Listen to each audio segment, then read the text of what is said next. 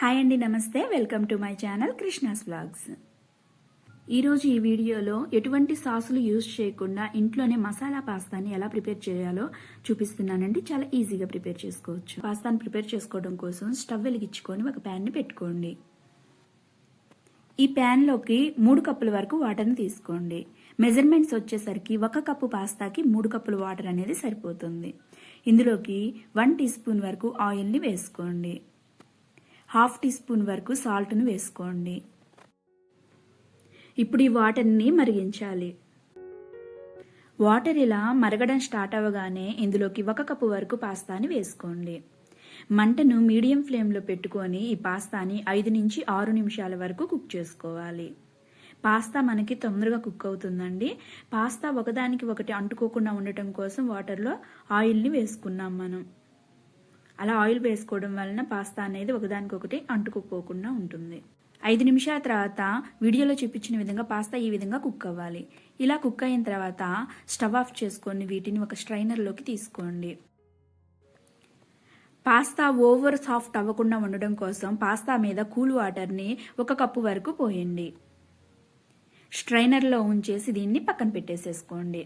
ఈ విధంగా పాస్తా అనేది పొడి పొడిగా ఉండాలి. ఇప్పుడు దీన్ని పక్కన పెట్టేసుకొని స్టవ్ వెలిగించుకొని ఒక బాండి పెట్టుకోండి. అందులోకి 1 టీ స్పూన్ వరకు ఆయిల్ని వేసుకొని ఇందులో 1/2 టీ స్పూన్ వరకు జీలకర్రని వేసుకోండి. 1 టీ స్పూన్ వరకు సన్నగా తరిగిన వెల్లుల్లిపాయలను వేసుకొని 1 నిమిషం పాటు వీటిని ఫ్రై చేసుకోండి. ఇందులోనే సన్నగా తరిగిన ఉల్లిపాయల్ని, క్యారెట్ని వేసుకోండి. వీటిని కూడా 1 నుంచి 2 నిమిషాల పాటు ఫ్రై చేసుకోవాలి. మంటను మీడియం టు హై ఫ్లేమ్లో పెట్టుకొని కొంచెం సాల్ట్ వేసుకొని వీటిని ఫ్రై చేసుకోండి. వీటిని ఓవర్గా ఫ్రై చేయాల్సిన అవసరం లేదండి. 1 లేదా 2 నిమిషాల పాటు ఫ్రై చేసుకుంటే సరిపోతుంది. ఇలా 2 నిమిషాలు ఫ్రై చేసుకున్న తర్వాత ఇందులోకి పెద్ద టమాటా 1 ఇలా సన్నగా కట్ చేసి వేసుకోండి. టమాటాని ఇలా ముక్కలుగా కట్ చేసుకోవటం ఇష్టం లేకపోతే మిక్సీ పట్టుకొని పేస్ట్ని కూడా దీంట్లోకి యాడ్ చేసుకోవచ్చు. టమాటా మాత్రం సాఫ్ట్గా కుక్ అయ్యేంత వరకు మంటని మీడియం ఫ్లేమ్లో పెట్టుకొని మూత పెట్టుకొని కుక్ చేసుకోండి. మధ్య మధ్యలో ఈ విధంగా కలుపుకుంటూ ఉండాలి. అప్పుడే అడుగంటుకోకుండా ఉంటుంది.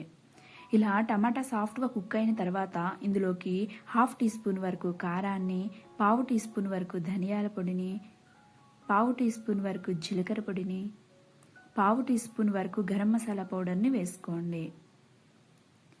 మీకు ఇది ఇంకా స్పైసీగా ప్రిపేర్ చేసుకోవాలనుకుంటే ఇంకొంచెం క్వాంటిటీలో స్పైసెస్ని యాడ్ చేసుకోండి.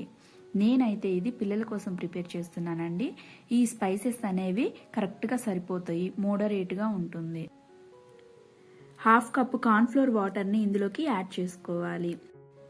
దీన్ని ఎలా ప్రిపేర్ చేసుకోవాలంటే 1/2 టీ స్పూన్ వరకు కార్న్ఫ్లోర్ని వేసుకొని అందులోకి 1/2 కప్పు వరకు వాటర్ని వేసుకొని బాగా మిక్స్ చేసుకొని దాన్ని ఇందులోకి యాడ్ చేసుకోండి.